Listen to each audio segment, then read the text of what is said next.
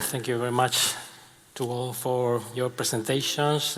Now we've got time for questions.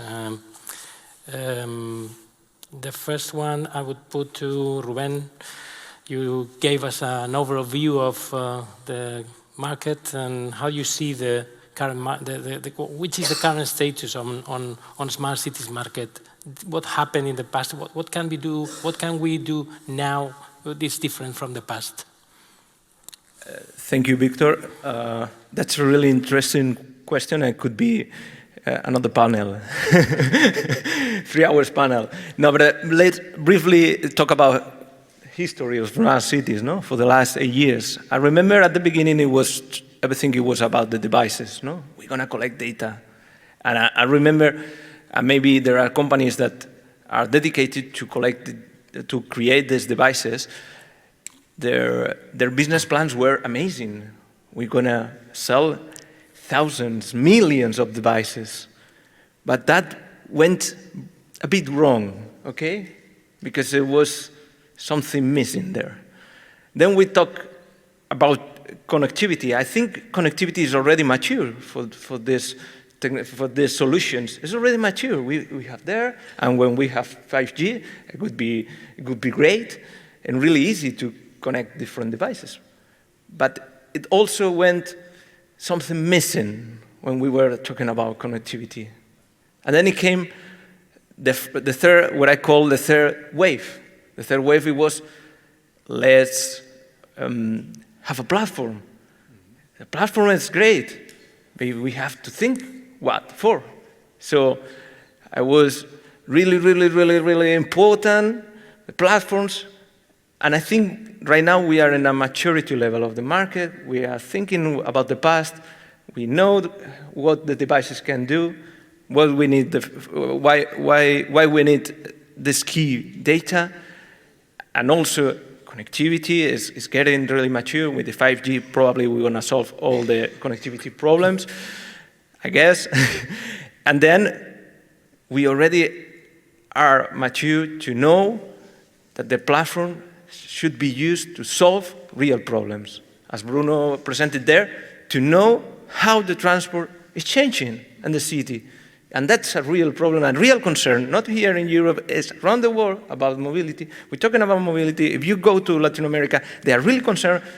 They always say security and mobility.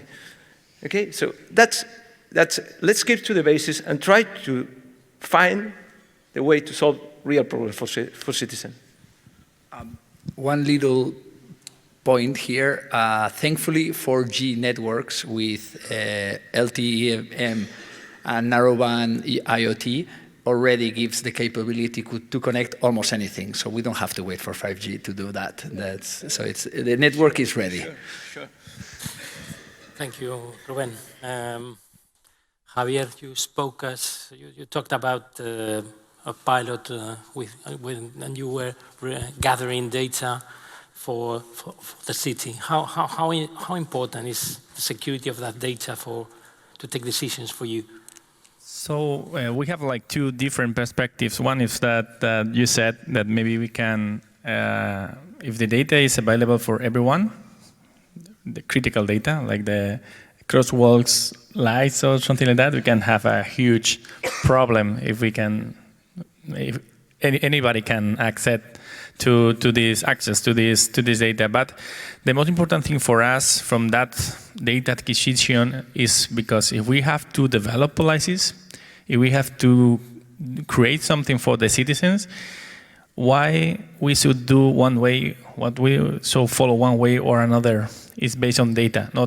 I prefer the political people who develop policies based on data, in the real data, not on inspiration or magnificent ideas that finally are a mistake.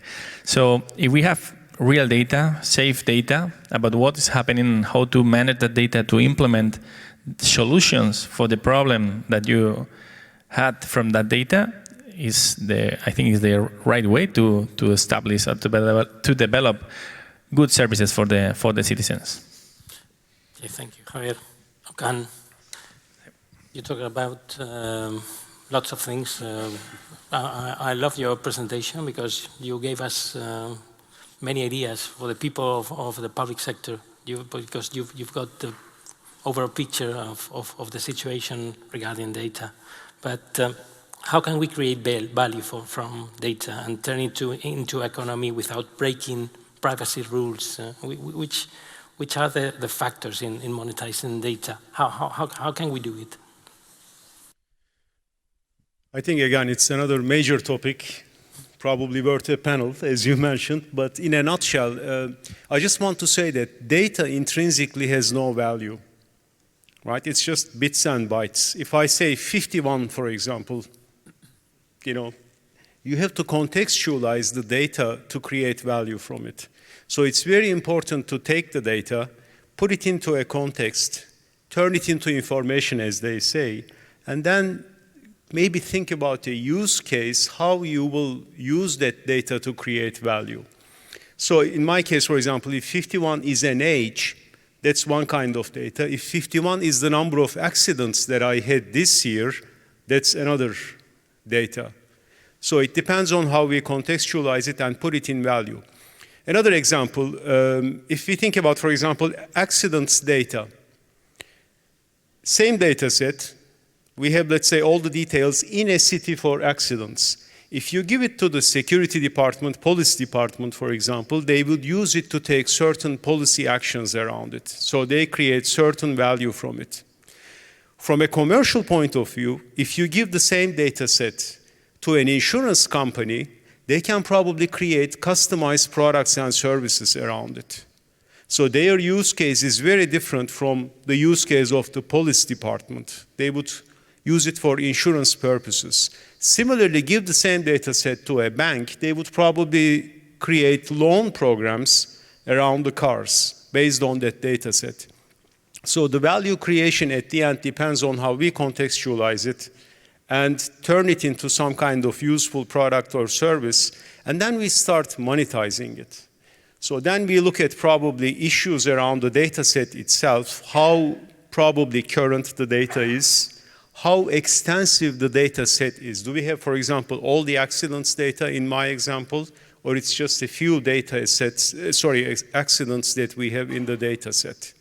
And then in terms of pricing the data set, we can also look at things like the cost of producing that data.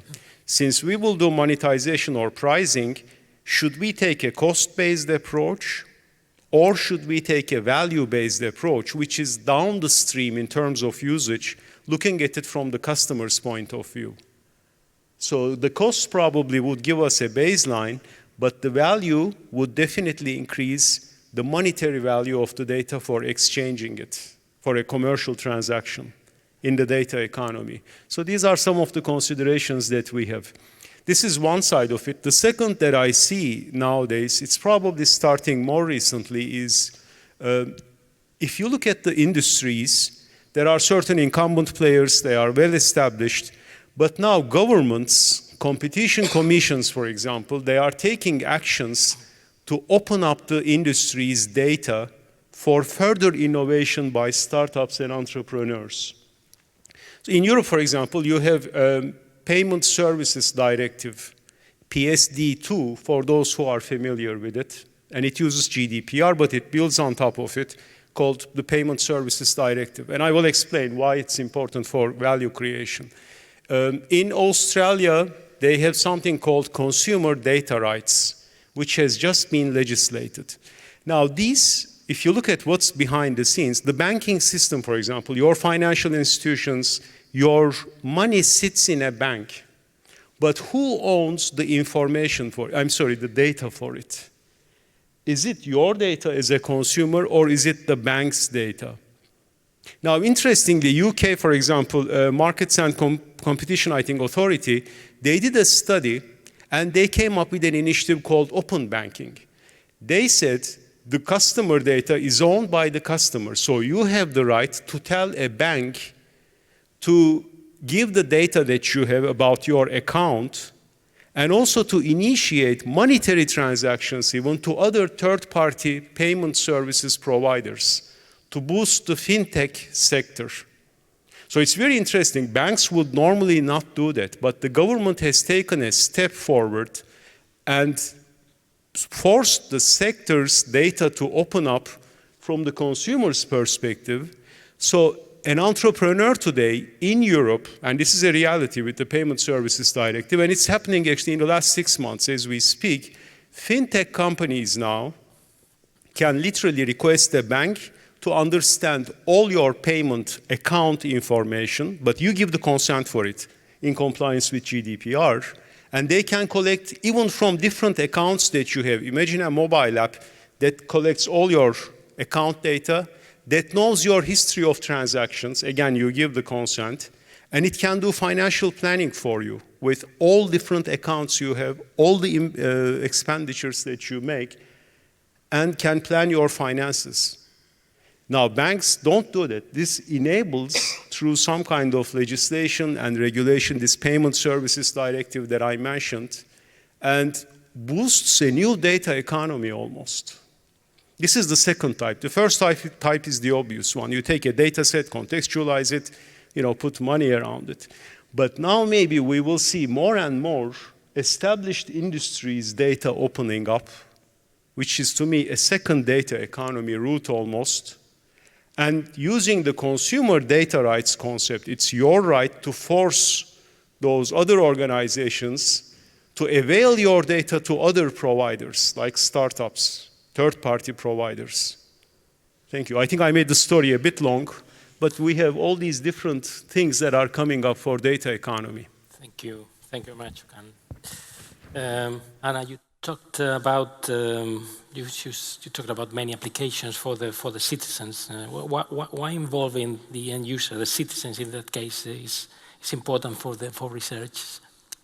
Well, it would be very difficult not to involve citizens in projects and research, which is basically tackling social challenges. First of all, it's important to involve citizens because they allow us to understand better the social needs. They are the main targets of research.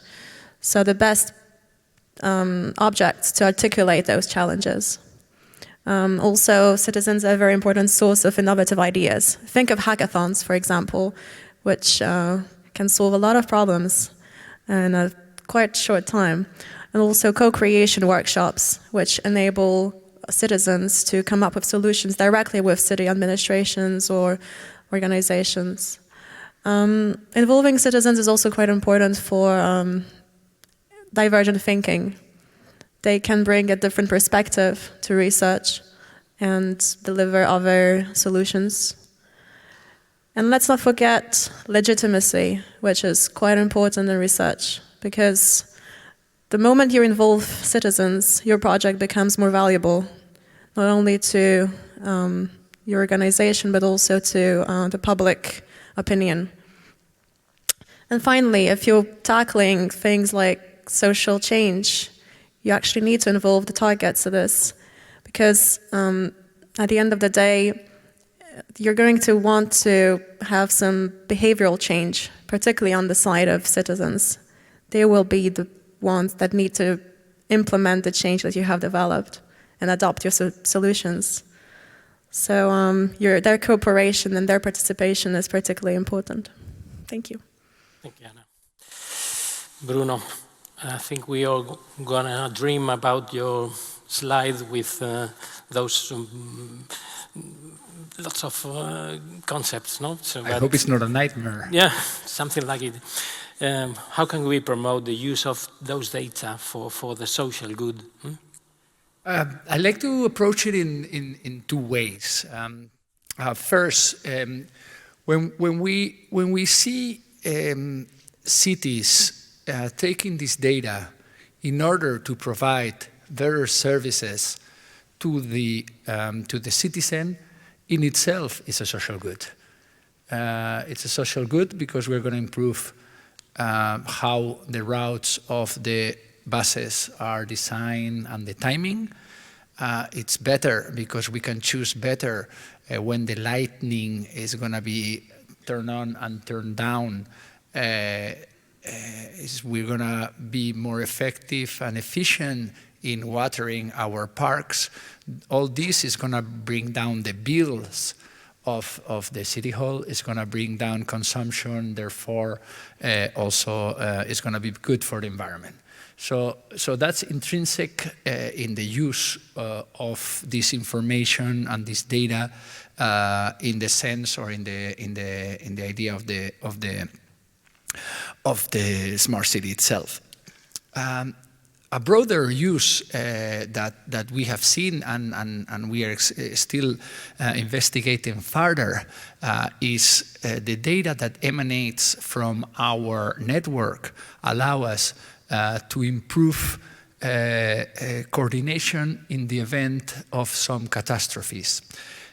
For example, thanks to the information of the increase in phone calls that certain antennas received during Colombia's earthquake, we were able to help where to send the emergency services. Because where there was a spike, it was basically that there was something major happening. So in that sense, it's being used. And we actually looking, through a partnership that we did with Facebook, we set up a system that to use this data to help emergency and connect people in emergency situations. So these are like two very different approaches, but all thinking on how to make life better for the citizens of the world. Thank you so much, Bruno. We've got 10 minutes to finish the session, so I would like to turn to the audience. If I would like to ask you if you've got any question for these fantastic speakers. Thank you. This is Pontus Westerberg from UN Habitat. I got a question about getting public value from data. And maybe building a little bit on Okan's example there about the 51 accidents. So the police department or the emergency services will know about those 51 accidents. But some of those companies that you mentioned or didn't mention, the handful of companies, might also know about near misses. For example, by two cars that nearly hit each other through various kinds of data. And might be monetizing that at the moment, for example, by selling it to insurance companies. That kind of data, of course, would be extremely valuable to the emergency services and perhaps the planning department to think about how to replan certain intersections or whatever. What do you think can be done to ensure that, let's say, potential additional public value that's currently not fully being utilized could actually be utilized for public value? I hope that makes sense.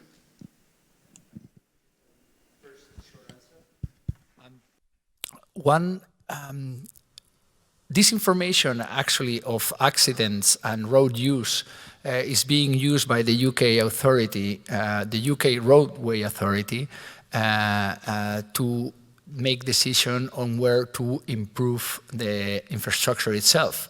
We are actually together through O2, our UK company, in a huge project of analyzing 1 year of movement information based on the cell phone situation, plus accidents, plus reports, plus all the information added.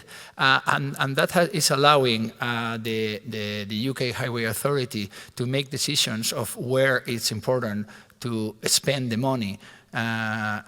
So because building a road is very expensive. So, you know, some of the things that they come up is that some of the lanes that they wanted to double just by smart lane management, they don't need to do further infrastructure and hot points for accidents. They are improving there because that's where the trouble has. So it's already happening, thankfully, which is very helpful. But still, I don't know how to give the initiative or incentivize the governments to make more use, you know, especially in highways, which are very expensive. Any big infrastructure, the information you can gather priorly to making these decisions is gonna be a clear case of efficiency in the use of resources. I don't know if anybody wants to add.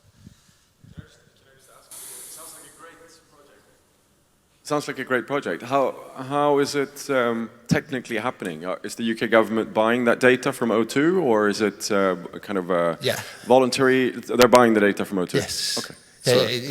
It's a joint. I mean, it's our data plus you need a lot of big data or data analysts in order to make sense of that data.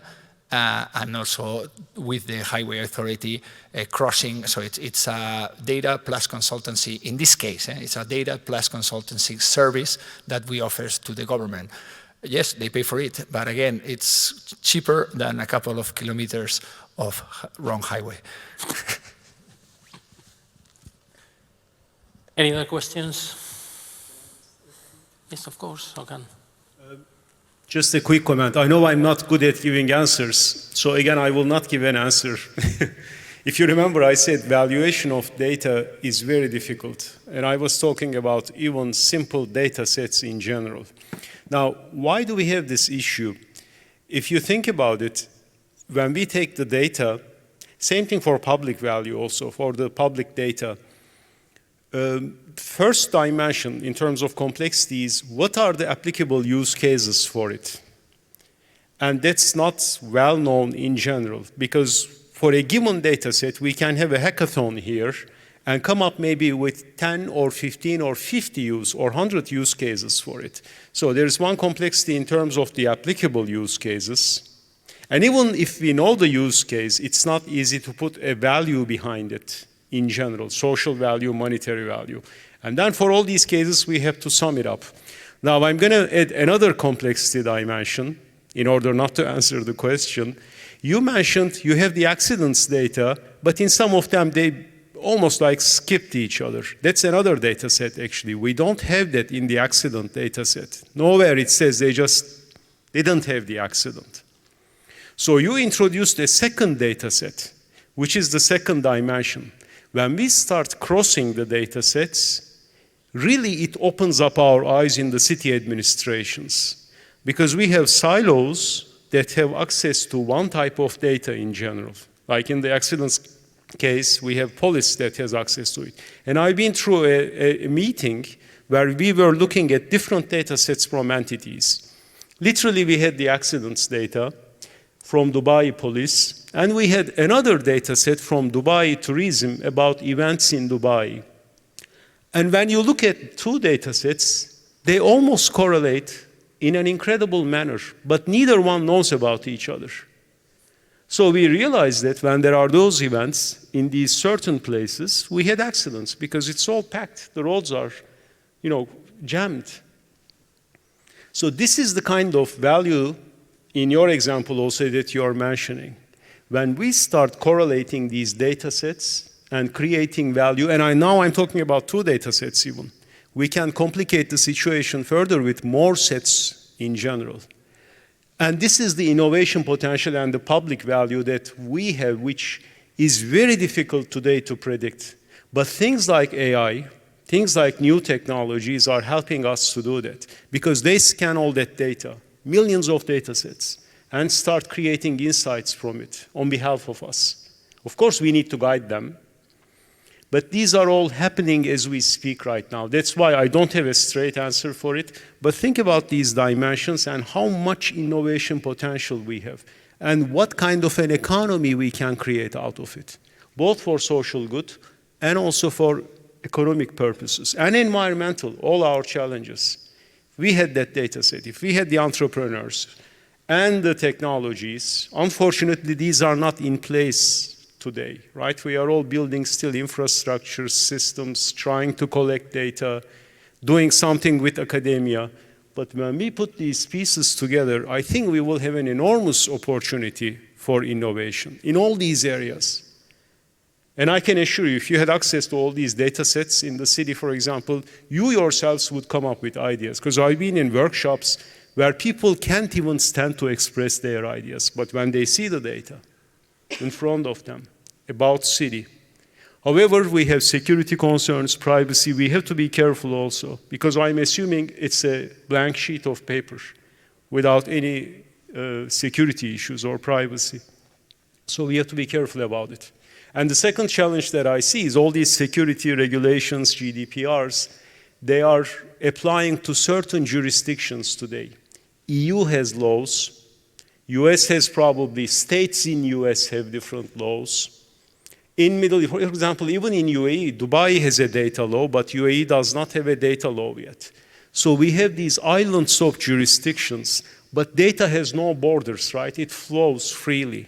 So we run this risk of also having islands with different regulations. I don't know how we will solve that problem one day. Think about trade, think about exchange of goods and services. This is a real concern right now for international organizations, countries to address. I'm not a legal expert, but I can see the ramifications of it in general. Thank you. Any more questions? Ruben, Just really briefly, because I follow all the explanations and try to answer your question. Maybe we can ask another thing. It's not about how we use the data we have. That's a really hard process, you know? Thinking what are the data sets. Why, if we ask the right question there, could be, as Bruno said, the problem from the public administration was how I designed the role system. And then you go from the top to the bottom, and then you find the data sets, if they already exist or not. And then that's, I think, is the approach. If we, all the people here start to look at data set, maybe we can have really good ideas. But maybe the problem is how I improve the spending of the road system budget. And that's the beginning. That's the approach. I don't know the approach of the project, but probably it was a mixture of both things. But if just looking to the data, sometimes you don't get inspired. You don't have the best idea. But maybe the problem is real, and that's the challenge you have to, how you have to approach, right? So I'm not answering your question, sorry about that, but maybe we think about what's the problem? Reducing accidents. Okay, let's go for that. And try to find the data that can help to do that. That's basically what I think we should approach to these things. Right? Specific things we want to solve, we have to improve, all right?